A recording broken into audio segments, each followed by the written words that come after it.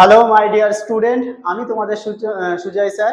আজকে lesson planner চ্যানেলে তোমাদেরকে আবারও স্বাগত জানাই। আজকে ক্লাস 10-এর তোমাদেরকে প্রাকৃতিক ভূগোল করাবো। মানে আগের দিন আমরা আঞ্চলিক ভূগোল পড়িয়েছিলাম, ভারতের কৃষিকাজ, আর আজকে করাবো প্রাকৃতিক ভূগোল। আর বায়ুমণ্ডল আমাদের প্রাকৃতিক ভূগোলের চ্যাপ্টার। আমরা কিন্তু বায়ুমণ্ডলের ফার্স্ট পার্ট পড়িয়ে দিয়েছিলাম আগের দিন।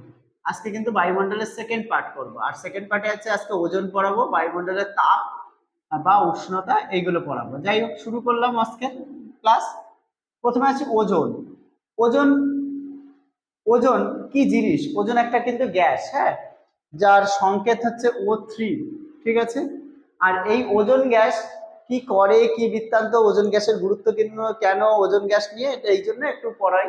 তাহলে ওজন গ্যাস আমাদের হচ্ছে আজকের পাঠ্য বিষয়ের প্রথম, মানে পাঠ এককের প্রথম পড়া। সেটা হচ্ছে ওজন একটা গ্যাস, যেটা বিজ্ঞানী স্কোনবি আবিষ্কার করেছিল। যে আর স্কোনবি ওজন গ্যাস আবিষ্কার করেছিল। এই ওজন গ্যাসের সংকেত O3 এইটা আবিষ্কার করেছিল সোরেট, সোরেট বলে একজন মানুষ, তিনি আবিষ্কার করেছিল। ওজন একটা নীল কালারের, হালকা নীল কালারের আষ্টে গন্ধযুক্ত গ্যাস, ঠিক আছে। আর ওজন এর সংকেত আমরা বললাম O3। ওজন ইংরেজিতে লিখলে OZONE, ঠিক আছে।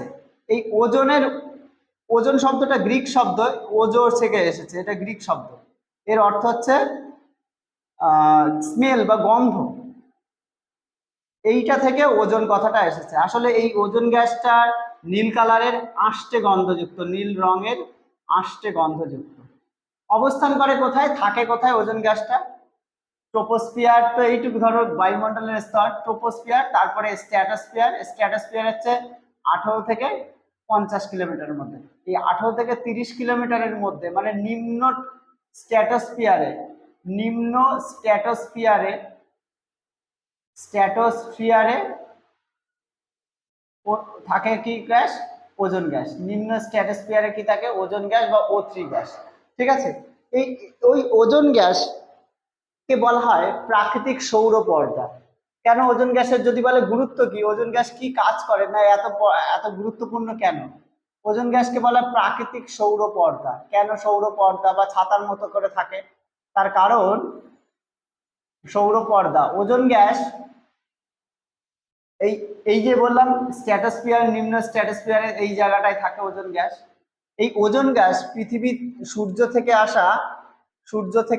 আসা অতি বেগুনি রশ্মিকে, এই ওজন গ্যাস বা ওজন স্তর, যেখানে 18 থেকে 30 কিলোমিটারের মধ্যে যে স্তর, ওজন গ্যাস শুষে নেয়। এবং অতি বেগুনি রশ্মি খুব ক্ষতিকারক, যেটা মানুষের ক্যান্সার অতি বেগুনি রশ্মির ফলে হয়। মানে অতি বেগুনি রশ্মি আসলে পৃথিবীর, মানে আমরা যেখানে থাকি ট্রোপোস্ফিয়ারে, মনুষ্যকুল বা অন্যান্য প্রাণীকুল যেখানে থাকে, অতি বেগুনি রশ্মি সবার গায়ে সবসময় যদি পড়ে, তাহলে মনুষ্যকুলের কেন, পৃথিবীর যে কোনো প্রাণী জগৎ কিন্তু বেঁচে থাকতে পারবে না। সেই মারাত্মক ক্ষতিকারক হচ্ছে ইউভি রশ্মি বা অতি বেগুনি রশ্মি কে বাধা দেয়। অতি বেগুনি রশ্মিকে বাধা দেয় মানে শুষে নেয়।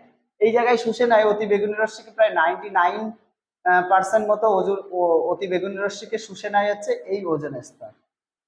কিন্তু দিনকে দিন এই ওজনের স্তর ক্ষয়ে যাচ্ছে, মানে ওজন গ্যাসের আধিক্য কমে যাচ্ছে। ওজন গ্যাসের আধিক্য কমে যাচ্ছে মানে ওজন গ্যাস তো অক্সিজেনের 3টে পরমাণু নিয়ে তৈরি, সেটাকে ভেঙে দিচ্ছে, ওজন গ্যাসকে ভেঙে দিয়ে O2+O তে পরিণত করে দিচ্ছে। এই যে ভেঙে গেলে ওজন গ্যাসের আর আধিক্য থাকতে পারছে না, O3 থাকছে না বলে অতি বেগুনি রশ্মি এই ফাঁকা দিয়ে বেরিয়ে আসছে বা গহ্বর, মানে ছিদ্র হয়ে যাচ্ছে। ওজন গহ্বরের কথা কে প্রথম বলেছিল? ফারম্যান। ওজন গহ্বরের কথা, এই ওজন গহ্বরের কথা প্রথম বলেছিল হচ্ছে বিজ্ঞানী ফারম্যান। আর ইনি লক্ষ্য করেছিল কোথায়? অ্যান্টার্কটিকাতে এই ওজন হোল বা ওজন গহ্বর তৈরি হয়েছে, ঠিক আছে। তাহলে তাহলে অ্যান্টার্কটিকাতে ওজন গহ্বরের কথা প্রথম কে বলেছিল? হচ্ছে বিজ্ঞানী ফারম্যান বলেছিল। এই যে বিজ্ঞানী ফারম্যান বলেছিল। আর ওজন ভেঙে O2+O তে এরকম ভাবে পরিণত হচ্ছে। কিসের জন্য হচ্ছে সেটা আগে একটু বলি। ওজন গ্যাস দিনকে দিন ক্ষয়ে যাচ্ছে, বা ওজন স্তর, এইটা বলছি, এই ওজন স্তর দিনকে দিন ক্ষয়ে যাচ্ছে। কেন ক্ষয়ে যাচ্ছে? সেটা আমাদেরই কারণে, মনুষ্যকুল বা কিছু প্রাকৃতিক কারণে ওজোন গ্যাস ক্ষয়ে যাচ্ছে। এই ওজোন গ্যাসকে ক্ষয় করতে পারে অনেকগুলো গ্যাস। সিএফসি মানে ক্লোরোফ্লোরোকার্বন সবচেয়ে বেশি ক্ষয় করে, সব থেকে বেশি। আর ক্ষয় করে হচ্ছে methane, CH4, nitrous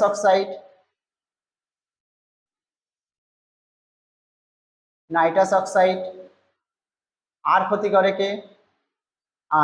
methane, nitrous oxide, halon, এরা ক্ষতি করে। হ্যাঁ, এই এই এই এই এই গ্যাসগুলো একটা নির্দিষ্ট লেভেলে ছিল একটা সময় পৃথিবীতে, আস্তে আস্তে দিন আমাদের মানে মনুষ্যকুল এবং কিছু প্রাকৃতিক ঘটনার জন্য এই গ্যাসগুলো বাড়ছে। আর এই গ্যাসগুলো সরাসরি হিট করছে হচ্ছে ওজোন স্তরে, বায়ুমণ্ডলে, এবং ওজোন স্তরে গিয়ে এই স্তরকে ক্ষয় করে দিয়ে ওই যে O2+ ওতে ভেঙে দিচ্ছে, যার কারণে এখানে গহ্বর তৈরি হচ্ছে এবং সূর্য থেকে আসা অতিবেগুনি রশ্মি পৃথিবীতে এসে পড়ছে, পৃথিবীর অনেক ক্ষতি হচ্ছে। ওজোন গহ্বর হয়ে যাওয়ার জন্য পৃথিবীতে কি কি হয়? পৃথিবীতে ওজোন গহ্বর হয়ে যাওয়ার জন্য বা ওজনের ফলে পৃথিবীতে অনেক কিছু ক্ষতি হতে পারে। যেরকম জলবায়ুগত পরিবর্তন ঘটতে পারে, মানে গ্লোবাল ওয়ার্মিং বাড়তে পারে, দিনকে দিন গ্লোবাল ওয়ার্মিং কিন্তু বেড়েই যাচ্ছে। খরা সৃষ্টি হতে পারে, অতিরিক্ত তাপ সৃষ্টি হতে পারে, মনুষ্যকুলের বিভিন্ন রোগ ব্যাধি, বিশেষ করে স্কিন ক্যান্সার, তাছাড়া চোখের সমস্যা, এই সমস্ত কিছু কিন্তু অনেক কিছু সমস্যা সৃষ্টি হয় ওজোন গহ্বর বেড়ে যাচ্ছে বলে, বা ওজনের পরিমাণ গহ্বর সৃষ্টি হচ্ছে বলে, অতিবেগুনি রশ্মি প্রবেশ করছে বলে। ঠিক আছে, আর এইগুলো আমরা এই CFC, মিথেন, নাইট্রাস অক্সাইড, এগুলো আমাদের জন্য কিসের মাধ্যমে তৈরি হচ্ছে? এই যে CFC কোথাতে হয়? মানুষ যে নতুন ফ্রিজ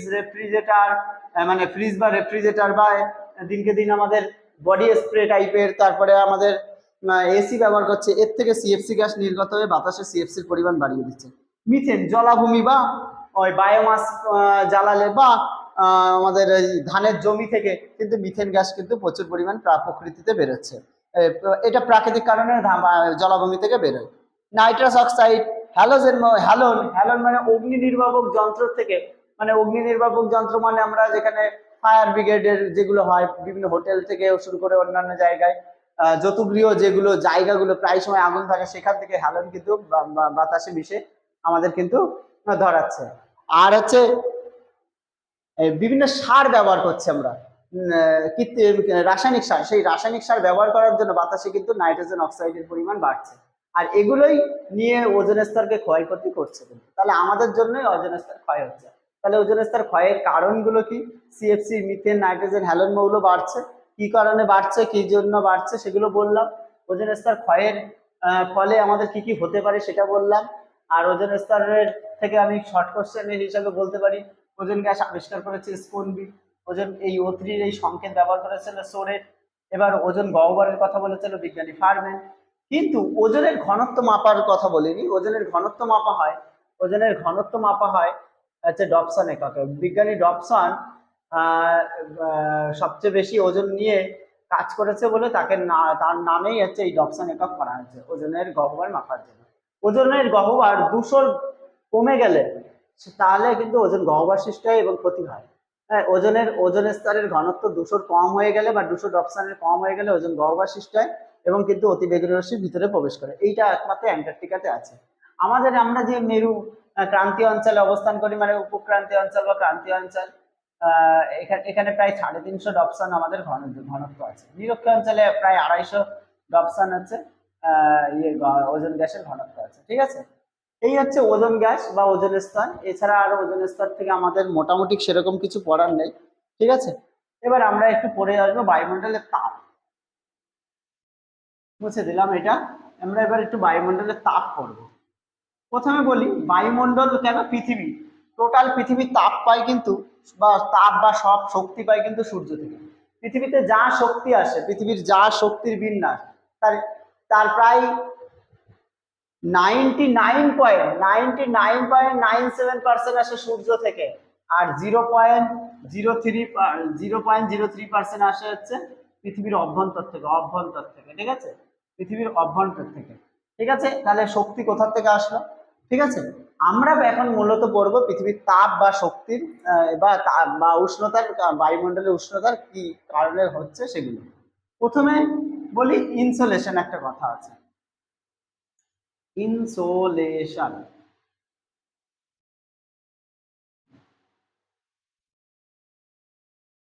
পৃথিবীতে সূর্যরশ্মির 200 কোটি ভাগের 1 ভাগ কিন্তু সূর্যর মোট 200 কোটি ভাগের 1 ভাগ পৃথিবীতে এসে পৌঁছায়। এই 1 ভাগ পৃথিবীতে এসে পৌঁছায়, এই 1 ভাগেই যে একটা ক্ষুদ্র তরঙ্গ রূপে আসে পৃথিবীতে, ক্ষুদ্র তরঙ্গ রূপে পৃথিবীতে আসে, একেই হচ্ছে আমরা ইনসোলেশন বলি। ইনসোলেশন কি? পৃথিবীতে 200 কোটি ভাগ সূর্যরশ্মির 1 ভাগ মাত্র পৃথিবীতে এসে ক্ষুদ্র তরঙ্গ রূপে, একেই আমরা ইনসোলেশন বলি কিন্তু, মানে আগত সৌর বিকিরণকে আমরা ইনসোলেশন বলি কিন্তু, ঠিক আছে। এই যে যত সূর্যরশ্মি আমরা কিন্তু, এরপরে আসে একটা কথা আছে হিট বাজেট বা তাপ বাজেট। যে সূর্যরশ্মি কিন্তু প্রতিনিয়ত আসে। সূর্য তো আজকে লাইট দেওয়া না, যেরকম সুইচের টিপলাম আর অফ হয়ে গেল, এরকম তো না। সূর্যরশ্মি আমার যতটুকু পৃথিবীতে কাজে লাগছে ততটুকু আমি নিয়ে নিলাম, এরকম তো কথা না। এই যে সূর্যরশ্মি 200 কোটি ভাগের 1 ভাগ সূর্যরশ্মি আসছে, তাতেই আমাদের কত তাপ, গরম বৃত্তান্ত। প্রতিনিয়ত এরকম সূর্যরশ্মি সারা জীবন, সূর্য থাকলে, পৃথিবী থাকলে, যতদিন সূর্য থাকবে আমাদের এরকম ভাবেই তাপ দেবে। এবার প্রতিনিয়ত এত তাপ দিলে আমরা কি করে পারবো? মানে আমাদের পৃথিবী কিন্তু ওই যে তাপ নিয়ে অত গরম হচ্ছে না। পৃথিবীর অ্যাভারেজ টেম্পারেচার 15 ডিগ্রির কাছাকাছি বা 15 ডিগ্রির একটু বেশি হয়েছে এখন। তাহলে এই পৃথিবীর একটা তাপের ব্যালেন্স আছে, সেই তাপের ব্যালেন্সটাকেই বলা হচ্ছে। নাইলে পৃথিবীর তাপ তো প্রতিনিয়ত বাড়ছে, আজকে 40 ডিগ্রি, কালকে 41, কালকে 39, এরকম করতে করতে প্রতিনিয়ত সূর্য তাপ দিলে তো আমাদের তাপ বেড়েই যাবে। এক পৃথিবী মনুষ্যকুল বেঁচে থাকার পক্ষে উপযুক্ত না, কিন্তু এই তাপ আবার আমাদের ছেড়ে দেয়। এই যে তাপের আদান প্রদানের জন্য একটা তাপ বাজেট তৈরি হয় বা তাপের একটা ব্যালেন্স তৈরি হয়, ঠিক আছে। তাকেই তাপ বাজেট বা হিট বাজেট বলা হয়। এইটা কিরকম বলবো আর কি, সেটা হচ্ছে পৃথিবীতে 200 কোটি ভাগ সূর্যরশ্মি যেরকম অনবরত আসছে, সেই অনবরত আসে কি তড়িৎ চুম্বকীয় তরঙ্গ। তড়িৎ চুম্বকীয় তরঙ্গ মানে ক্ষুদ্র তরঙ্গ হিসেবে, ক্ষুদ্র তড়িৎ চুম্বকীয় তরঙ্গ বা আলোক তরঙ্গ হিসেবে আসে। আলোক তরঙ্গ হিসেবে পৃথিবীতে আসে। পৃথিবীর বাতাস পৃথিবীর ভূপৃষ্ঠকে উত্তপ্ত করে আবার ফিরে যায়। এই তাপ পড়ছে আবার বৃহৎ তরঙ্গ রূপে আবার ফিরে যায়, বৃহৎ তরঙ্গ রূপে তাপ বিকিরণ করে বৃহৎ তরঙ্গ রূপে ফিরে যায় বলেই পৃথিবীতে একটা তাপের ব্যালেন্স থাকে। এই তাপের ব্যালেন্সটাকেই বলা হিট বাজেট। মানে ক্ষুদ্র তরঙ্গ রূপে আসছে, আবার বৃহৎ তরঙ্গ রূপে পৃথিবী থেকে ফিরে যাচ্ছে, এইটাকেই বলা হচ্ছে তাপ বাজেট বলা হয়। তবে সূর্য এই যে 200 কোটি ভাগের 1 ভাগ যে তাপ আসে, এই সব তাপ কি কাজে লাগে? না, সব তাপ কাজে লাগে না। এই সব তাপ কাজে লাগে না, কিছু কার্যকরী তাপ আছে, কিছু অকার্যকরী তাপও আছে। আমরা এখন প্রথমে পড়ে নেবো অ্যালবেডো বলে একটা জিনিস। অ্যালবেডো পৃথিবীর যত তাপ আছে, এই যে 200 কোটি ভাগের 1 ভাগ, এটাকেই আমরা যদি 100% ধরি, এই 100%-এর মধ্যে 34 ভাগ আর 66 ভাগ, এই 100%-এর মধ্যে 34 ভাগ তাপ পৃথিবীতে প্রবেশ করার আগে, পৃথিবীর সীমারেখায় প্রবেশ করার আগেই পৃথিবী থেকে বেরিয়ে যায় বিকিরিত হয়ে, ঠিক আছে। একে বলা হয় হচ্ছে অ্যালবেডো। এই 34% তাপের মধ্যে 25% মেঘ দ্বারা, আর হচ্ছে কি বলে নাম, 7% হচ্ছে মহাকাশ দ্বারা বিচ্ছিরিত, আর 2% মতো বায়ুমণ্ডল দ্বারা বিচ্ছিরিত হয়ে পৃথিবী থেকে আগেই বিদায় নেয়। তাই এই বিদায় নেয় 34%, কোনো কাজে লাগে না, একে বলা হয় পৃথিবীর অ্যালবেডো। আর বাকি যে 66% তাপ পৃথিবীর কাজে লাগে, তাকে বলা হচ্ছে কার্যকরী তাপ। কার্যকরী তাপ, এই কার্যকরী তাপের মধ্যে আবার 48 ভাগ, এই কার্যকরী তাপের মধ্যে আবার 48%, 48% কিন্তু ভূপৃষ্ঠকে উত্তপ্ত করে, ঠিক আছে। ভূপৃষ্ঠকে উত্তপ্ত করে আবার ফিরে ফিরে যায়, সে যেটা হিট বাজেটের মাধ্যমে ফিরে যায় সেটাই বললাম, ঠিক আছে। এই হচ্ছে কার্যকরী তাপ 66%, অ্যালবেডো 34%, তার মধ্যে 25% মেঘ দ্বারা ফিরে যায়, 7% মহাকাশ জাগতিক বিচ্ছুরিত, আর 2% বায়ুমণ্ডল দ্বারা ফিরে যায়, ঠিক আছে। তাহলে আমরা আজকে পড়লাম ইনসোলেশন কি, অ্যালবেডো কি, তাপ বাজেট কি, কার্যকরী তাপ কি, সেগুলো। এবার আসি, পৃথিবী উত্তপ্ত হয় অনেকগুলো পদ্ধতি, বা বায়ুমণ্ডল উত্তপ্ত হয় অনেকগুলো পদ্ধতিতে। সেই বায়ুমণ্ডল উত্তপ্ত হওয়ার পদ্ধতি, মানে বায়ুমণ্ডল উষ্ণ হয় তার পদ্ধতি।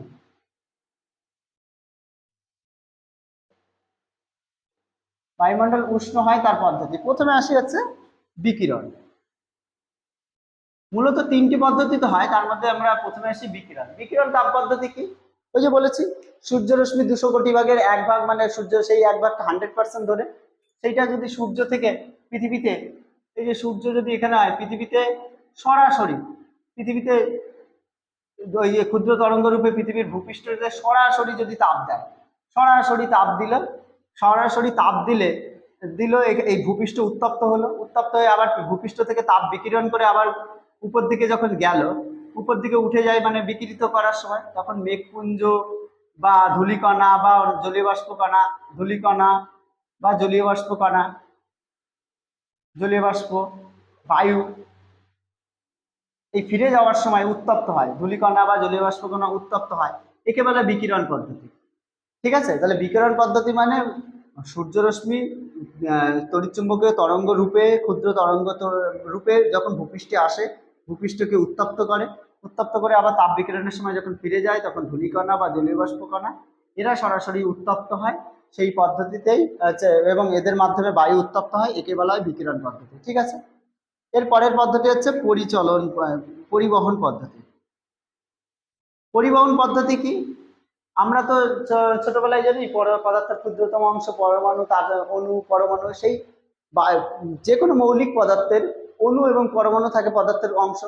সেই পরিচলন পদ্ধতি হচ্ছে পাশাপাশি পাশাপাশি অণু, পদার্থের অণুগুলো একটা উত্তপ্ত হলে, পদার্থের অণুগুলো একটা উত্তপ্ত হলে, এরকম একটা কণা যদি উত্তপ্ত হয় তার পাশের কণাকে উত্তপ্ত করে, এরকম একটা উত্তপ্ত হয়ে আর একটা পাশের কণাকে, এরকম একটার থেকে আরেকটা যদি উত্তপ্ত হয়ে যায় তখন তাকে হলে পরিবহন বলে। যদি আমি এখানে যদি এই পেনটা ধরি, পেনের এখানে গরম করলাম, এখান থেকে এর মধ্যে অনেক অণুগুলো আছে, আস্তে আস্তে একটার থেকে আরেকটা করতে করতে এই মাথায় গরমটা চলে আসলো, মানে তাপ চলে আসলো, তাকে বলা হয় পরিবহন। ঠিক বাতাসেও, বাতাসের বায়ুবীয় কণাগুলো সূর্যতাপে উত্তপ্ত হয়ে একটার থেকে আরেকটা করতে করতে টোটাল বায়ুমণ্ডলকে উত্তপ্ত করে দেয়, মানে একটা বায়ুকণার থেকে আরেকটা বায়ুকণা, আরেকটা বায়ুকণা করতে করতে সব বায়ুকণাকে উত্তপ্ত হয়, সেটা হচ্ছে পরিবহন।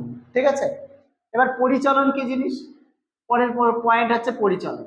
পরিচলন মানে ওই যে সূর্য রশ্মি তাপ দিল, সূর্যরশ্মি তাপ দিয়ে ভূপৃষ্ঠ এখানে উত্তপ্ত করলো এবং ভূপৃষ্ঠের কাছাকাছি এই বাতাসে উত্তপ্ত হলো, বাতাস উত্তপ্ত হলে হালকা হয়ে কি হয়, উপর দিকে চলে যায়, আবার উপরের বাতাস কি হয়, নিচের দিকে নেমে আসে, আবার সেই বাতাস ওই সূর্যতাপে উত্তপ্ত হচ্ছে। মানে প্রথমে বাতাস সূর্যরশ্মি এখানে ভূপৃষ্ঠের বাতাসকে গরম করলো, গরম করে হালকা হয়ে উপর দিকে উঠে গেল, আবার উপরের বাতাস নিচে এসে হালকা হয়ে নিচে এসে ভারী বাতাস নিচে হয়ে এখানে গরম হয়ে হালকা হয়ে আবার উপর দিকে উঠে যায়। এই যে এই প্রক্রিয়াকে উলম্বভাবে এই বাতাসের উত্তপ্ত হওয়ার প্রক্রিয়াকেই হচ্ছে আমরা পরিচালন করি। এই পদ্ধতিতেই বৃষ্টিপাত হয় সরাসরি সোজাসুজি, যে পরিচালন পদ্ধতি, যেটা হচ্ছে আমাদের নিরক্ষীয় অঞ্চলে হয়। এরপর আর একটা পয়েন্ট আছে অ্যাডভেকশন। অ্যাডভেকশন পদ্ধতি কি? অ্যাডভেকশন পদ্ধতি, অ্যাডভেকশন পদ্ধতি হচ্ছে, এটা যেরকম আমরা বললাম উলম্বভাবে বায়ুর তাপ দেয়, ঠিক একই ক্ষেত্রে এরকম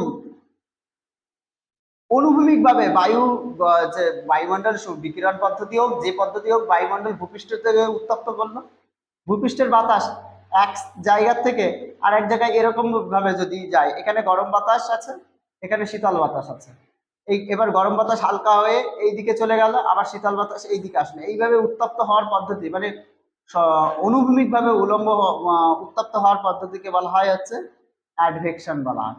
এটা মূলত হয় কোথায়? নিরক্ষীয় অঞ্চল থেকে নাতিশীতোষ্ণ বা নাতিশীতোষ্ণ অঞ্চল থেকে নিরক্ষীয় অঞ্চলে, বা হিমমণ্ডল থেকে নাতিশীতোষ্ণ, নাতিশীতোষ্ণ থেকে হিমমণ্ডল, এরম ভাবে যে বাতাসগুলো যাতায়াত করে উত্তপ্ত হয় সেটা অ্যাডভেকশন। আর পরিচালন তো বললাম। এছাড়াও ঊর্ধ্ব বায়ুমণ্ডলে যেখানে জলীয় বাষ্প ঘনীভবন হয় সেখানেও লিনতাপ প্রয়োগ করলে বাতাস গরম হয় এবং সেইখানেও উত্তপ্ত হয় বা বায়ুমণ্ডল তাপ প্রয়োগ করে, সেটা হচ্ছে লিনতাপের মাধ্যমে হয়, কিন্তু সেটাও কিন্তু বায়ু উত্তপ্ত হওয়ার একটা পদ্ধতি। ঠিক আছে, তাহলে বায়ুর লিনতাপ, তাহলে আমি বায়ুমণ্ডল পড়লাম, বিকিরণ কি কি পদ্ধতি উত্তপ্ত হয়, বিকিরণ, পরিবহন, পরিচালন, অ্যাডভেকশন, লিনতাপ ইত্যাদির মাধ্যমে কিন্তু আমাদের বায়ুমণ্ডল উত্তপ্ত হয়।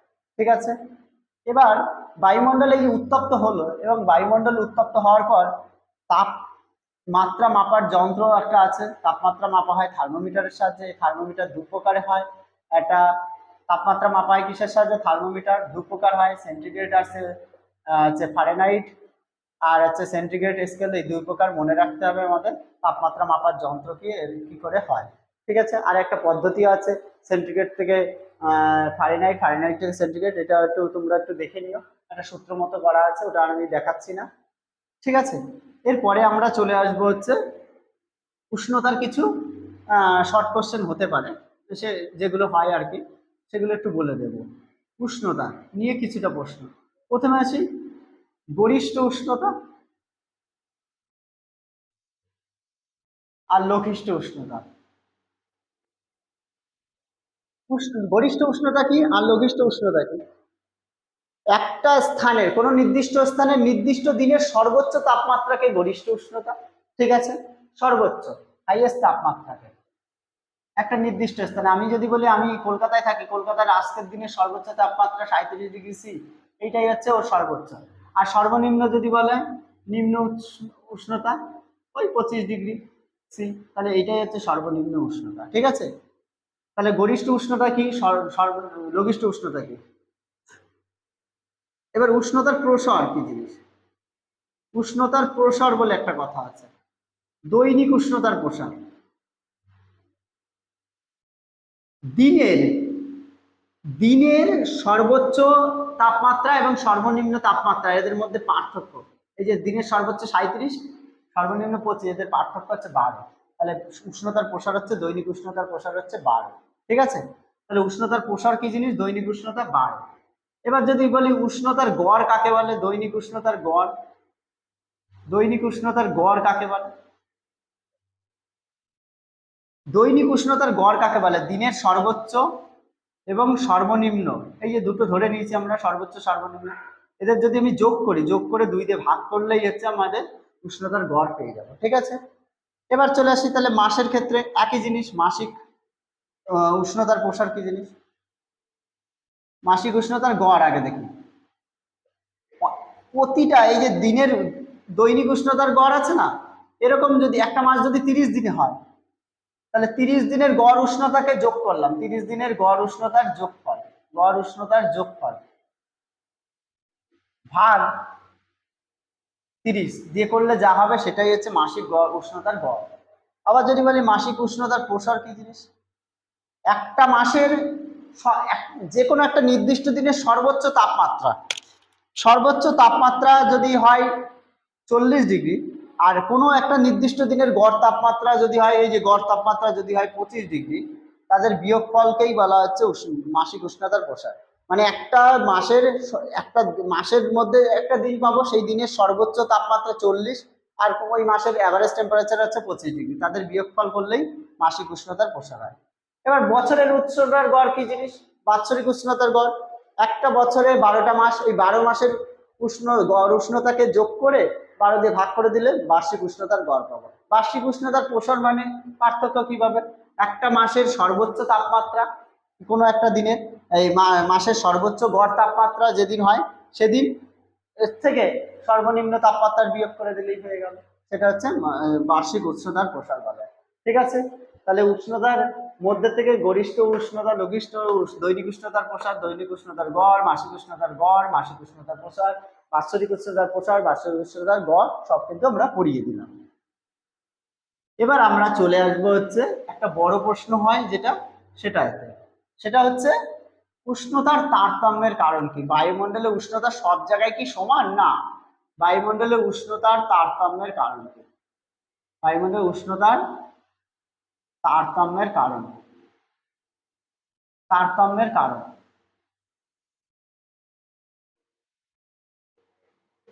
বায়ুমণ্ডলের উষ্ণতার তারতম্যের কারণ কি বলছি? বায়ুমণ্ডল নানা কারণে উষ্ণতার তারতম্য হয়, মানে কিরকম ভাবে? এক জায়গায় খুব ঠান্ডা, এক জায়গায় খুব গরম, এক জায়গায় মাঝারি, এক জায়গায়, এই যে উষ্ণতা সব জায়গায় সমান না, বায়ুমণ্ডলের সঙ্গে সঙ্গে আমরা পৃথিবীতেই অবস্থান করছি, পৃথিবীর সব জায়গায় তাপমাত্রা সমান না। কেন সমান না সেটা হচ্ছে আমরা একটু বলি। প্রথমে হচ্ছে অক্ষাংশগত প্রভেদ। পৃথিবী যদি এই হয়, এটা পৃথিবীর মাঝখানে, এখানে 0° নিরক্ষরেখা অঞ্চল, এখানে হচ্ছে কর্কটীয় মানে 23.5°, এখানেও 23.5°, এখানে হচ্ছে 6.65, এখানেও 6.65, এখানে 0, এখানেও 0। পৃথিবীর মাঝ বরাবর সূর্য লম্বভাবে কিরণ দেয় এবং অক্ষাংশগত কারণে লম্বভাবে কিরণ দেয় বলে এই জায়গায় তাপমাত্রা সারা বছরই বেশি থাকে, সারা বছরই এখানে কিন্তু গরমকাল থাকে। এবার তার জন্য এই জায়গার বায়ুও কিন্তু সারা বছর গরম হবে। আবার এই রকম জায়গাগুলোতে সূর্য তির্যকভাবে কিরণ দেয়, তাহলে এই রকম জায়গাগুলোকে সূর্য যদি তির্যকভাবে দেয় তাহলে এখানকার তাপমাত্রা কিন্তু মাঝারি হবে, না শীত না গরম, মানে অ্যাভারেজ টেম্পারেচার একটু কম হবে। আর এইসব জায়গায় একেবারে অতি তির্যক দেয়। এবার অতি তির্যক হলে কি হবে, একেবারেই ঠান্ডা থাকবে, মানে সূর্যরশ্মি পৌঁছাতে কম পারে, এখানে একটু পৌঁছায় বেশি, এখানে পুরোপুরি সরাসরি পৌঁছায় বলে এখানে তাপমাত্রা বেশি থাকে। মানে সূর্যরশ্মির অক্ষাংশগত হিসেবে সূর্যরশ্মির পতন কোণের জন্য এটা হয়, সূর্যের পতন কোণ বা সূর্যের পতন কোণের জন্য এটা হয়। আবার দিন রাতের পার্থক্যের জন্যও হয়, কিন্তু দিন রাতের পার্থক্য। আবার একটু বলে নিই সূর্যরশ্মির পতন কোণ। সূর্য তো পৃথিবীতে ঘুরতে ঘুরতে এই 3.5 ডিগ্রি অক্ষাংশ অঞ্চল, আমরা যেখানে থাকি 3.5 ডিগ্রি অক্ষাংশ অঞ্চল, আমাদের কৃষ্ণনগর এখানে ওখানে আছে, এই 3.5 ডিগ্রি অক্ষাংশ অঞ্চলে গরমকাল মানে সূর্যের যখন উত্তরায়ণ হয় তখন সূর্যরশ্মি লম্বভাবে দেয়, এখানেও তার জন্য তাপমাত্রা তখন বেশি থাকে। ঠিক আছে, তাহলে এবার সেই জন্য এই জায়গাটা গরম হয়, এইটাও গরম থাকে, এই জায়গা কিন্তু তুলনামূলক গরম কম থাকে, মানে বায়ুমণ্ডল উত্তপ্ত কম হয়। আবার দিন রাতের পার্থক্য, যেখানে ধরো সারা 12 ঘন্টা দিন আছে বা 13 ঘন্টা 14 ঘন্টা দিন, আমাদের এখন আজকে আমরা যেখানে থাকি আমাদের এখন তো সূর্যের উত্তরায়ণ জুন মাস পড়ছে, 21শে জুন সবচেয়ে বড় দিন, সবচেয়ে ছোট উত্তর গোলার্ধে থাকে। এই জায়গায় আমাদের এই যেখানে দিন রাতের পার্থক্য বেশি হবে, দিনের দিন ধরো 12 ঘন্টার বেশি দিনের দৈর্ঘ্য, 12 ঘন্টার বেশি দিনের দৈর্ঘ্য, তাহলে সেখানে অটোমেটিক্যালি সূর্য বেশি তাপ দিচ্ছে, তাহলে বেশি গরম হবে সেখানকার বায়ুমণ্ডল। ঠিক আছে, আবার যেখানে আবার আমাদের শীতকালে 10 ঘন্টার মতো, শীতকালের দিন হচ্ছে প্রায় 14 ঘন্টার মতো হচ্ছে রাত থাকে হিসাব মতো, আর 10 ঘন্টার মতো হচ্ছে সূর্য উঠে থাকে, তাহলে আমাদের তখন গরমকাল হচ্ছে শীতকাল বেশি বলে তাপমাত্রা কম, মানে তাপ কম পাই বলে শীতকাল, এবং গরমকালে অন্য সাউথ পোলে হচ্ছে গরমকাল ইত্যাদি। মানে 10 ঘন্টায় সূর্য বেশি তাপ দিতে পারে না বলে উত্তপ্ত কম হয় বলে শীতকাল, এরকম আর কি। মানে দিন রাতের দৈর্ঘ্য, যেখানে দিনের দৈর্ঘ্য বেশি সেখানে সূর্যের বেশি তাপ দেয়, গরম হয় সেখানকার বায়ুমণ্ডল। ঠিক আছে, এইভাবে অক্ষাংশ থেকে সূর্যরশ্মির পতন কোণ এবং দিন রাতের পার্থক্য আমরা পেতে পারি। ঠিক আছে, দ্বিতীয় আরেকটা কারণে হয় উচ্চতার জন্য। উচ্চতার জন্য যত উপর দিকে উঠবে, আমরা ট্রপোস্ফিয়ারে বসবাস করি, যত উপর দিকে উঠবে তত কত 1 কিলোমিটার উচ্চতায়, 1 কিমি উচ্চতায় 6.4 ডিগ্রি হারে টেম্পারেচার কমে, 6.8 ডিগ্রি হারে টেম্পারেচার। এখানে এখানে হচ্ছে নর্মাল ল্যাপস রেট বলে, নর্মাল ল্যাপস রেট বলা, হ্যাঁ নর্মাল ল্যাপস রেট বলে 1 কিমি উচ্চতায়। এবার 1 কিমি উচ্চতায় যেই জায়গায় থাকুক না কেন, 1 কিমি উচ্চতা বাড়লেই 6.4 ডিগ্রি হারে টেম্পারেচার কমবে। আজকে নিরক্ষীয় অঞ্চলে অবস্থিত, নিরক্ষীয় অঞ্চলে তো সারা বছর সূর্য লম্বভাবে দেয়, তাহলে ওখানে বরফ থাকে। ওই নিরক্ষীয় অঞ্চলের কাছেই অবস্থিত মাউন্ট কিলিমাঞ্জারো পর্বত, ওখানে বরফ থাকে আফ্রিকায়। কেন বরফ থাকে? ওই যে উচ্চতার বেশি জন্য। ওই যে প্রায় 6000 মিটার উচ্চতা, 6000 মানে 6.4 করে হলে 636 ডিগ্রি টেম্পারেচার ওখানে কম, তা বরফ তো থাকবেই। ঠিক আছে, এই উচ্চতার উপর নির্ভর করে কিন্তু আমাদের কিন্তু উষ্ণতা হচ্ছে কমে বা টেম্পারেচারের পার্থক্য, মানে বায়ুমণ্ডলের উষ্ণতার পার্থক্য হয়, কিন্তু উচ্চতার পার্থক্যের জন্য হয়। সমুদ্রের উপস্থিতি বা সমুদ্র ভাগ বা জলভাগ, সমুদ্রভাগ জলভাগ বা স্থলভাগের উপস্থিতি। সমুদ্র কাছাকাছি থাকলে স্থলভাগ, ধরো কথার কথা বলছি, স্থলভাগ আর সমুদ্রভাগের মধ্যে স্থলভাগ দ্রুত হারে উত্তপ্ত হয়, আবার দ্রুত হারে জল তাপ মানে ছেড়েও দিতে পারে, কিন্তু সমুদ্রভাগ সেটা না, সমুদ্র কিন্তু সেইটা না। এবং সমুদ্রভাগ যেখানে উপস্থিত থাকে সেখানে কিন্তু সারা বছরই একটা সমান তাপমাত্রা, মানে সমভাবাপন্ন তাপমাত্রা বিরাজ করে। আর সমুদ্র থেকে যত আমরা দূরে যাব স্থলভাগের মধ্যে, তত সমুদ্র বায়ুর প্রভাব কমবে। সমুদ্র বায়ু মানে সমুদ্র থেকে একটা জলীয় বাষ্পপূর্ণ বাতাস, হালকা হাওয়া আসে, সেটার বাতাস কমবে, তত সেখানে চরম ভাবাপন্ন তাপমাত্রা, দিনে জন্মের গরম রাতে ঠান্ডা, এরকম একটা ব্যাপার। মানে দিনে সূর্য তাপ দিচ্ছে, প্রচুর উত্তপ্ত হচ্ছে, আবার রাতে তাড়াতাড়ি তাপ বিকিরণ করবে। কিন্তু সমুদ্র ভাগ বা সমুদ্রের আশেপাশে জায়গা সেরকম হয় না। সমুদ্র ভাগ তাপ বিকিরণের এবং তাপের পার্থক্য, দিন রাতের পার্থক্য, দিন আর রাতের দৈর্ঘ্যের পার্থক্য বা উষ্ণতার প্রসার এখানে কিন্তু সমুদ্রভাগে কিন্তু তুলনামূলকভাবে কম থাকে, তার জন্য তাপের পার্থক্য কিন্তু হতে পারে। ঠিক আছে, উষ্ণতা গেল, উচ্চতা গেল, স্থলভাগ জলভাগের পার্থক্য গেল। এবার আসি বায়ু প্রবাহ। বায়ু প্রবাহ কি?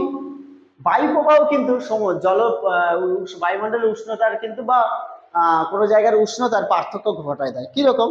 আজকে শীতকাল, আমি যদি বলি রকি পার্বত্য অঞ্চল মানে আমেরিকা যুক্তরাষ্ট্রে শীতকাল আছে, সেই শীতকালে রকি পার্বত্য অঞ্চলে চিনুক বলে একটা উষ্ণ বাতাস প্রবাহিত হয়, ওখানকার বরফ সব গলে যায় রকি পার্বত্য অঞ্চলে। কেন? তাহলে উষ্ণ বাতাস যাচ্ছে, বরফটা গলে যাচ্ছে। তাহলে কোনো জায়গায় যদি বাতাসের এই উষ্ণ বাতাস আপ ডাউন করে, তাহলে কিন্তু উষ্ণতারও পার্থক্য হয় ভূমির উপরে বা বায়ুমণ্ডলে। যে অঞ্চলের উপর দিয়ে উষ্ণ বাতাস যাবে সেখানে আশেপাশে উষ্ণ হবে, যেখানে শীতল বাতাস যাবে সেখানে শীতল বাতাস প্রবাহিত হতে পারে। আমি চিনুকের সাপেক্ষে একটা উদাহরণ বললাম।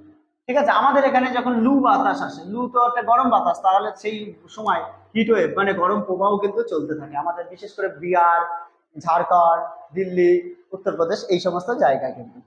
বায়ু প্রবাহ হলো। এবার আসে সমুদ্র স্রোত। সমুদ্র স্রোত, সমুদ্র স্রোত দু প্রকারের হয় জানো, একটা উষ্ণ সমুদ্র স্রোত, একটা শীতল সমুদ্র স্রোত। যে অঞ্চলের পাশ দিয়ে উষ্ণ সমুদ্র স্রোত যায় সেখানে কিন্তু গরম হতে বাধ্য, আর যে অঞ্চলের পাশ দিয়ে শীতল সমুদ্র স্রোত সেখানে শীতল যায়। এরকম কেপটাউন, দক্ষিণ আফ্রিকার কেপটাউনের শীতল উপকূল বরাবর শীতল সমুদ্র স্রোত যায়, বেঙ্গুয়েলা স্রোত। সেই বেঙ্গুয়েলা স্রোত যায় বলে বেঙ্গুয়েলা স্রোত যায় বলে সেখানে জলবায়ু কি হয়, শীতল হয়। আবার নরওয়ের হ্যামারপেস বন্দরের কাছ দিয়ে যদি উষ্ণ উপসাগরীয় স্রোত যায় বলে ওখানকার জলবায়ু কিন্তু গরম না হলেও ওখানে নরওয়েতে শীতল অঞ্চলে অবস্থিত, প্রায় হিমমন্ডলের কাছাকাছি অঞ্চলে অবস্থিত, ওখানে বন্দরগুলোতে বরফ জমে থাকে না, বন্দর দিয়ে মালপত্র যাতায়াত করে। ঠিক আছে, এই এই সমুদ্র স্রোতের জন্য।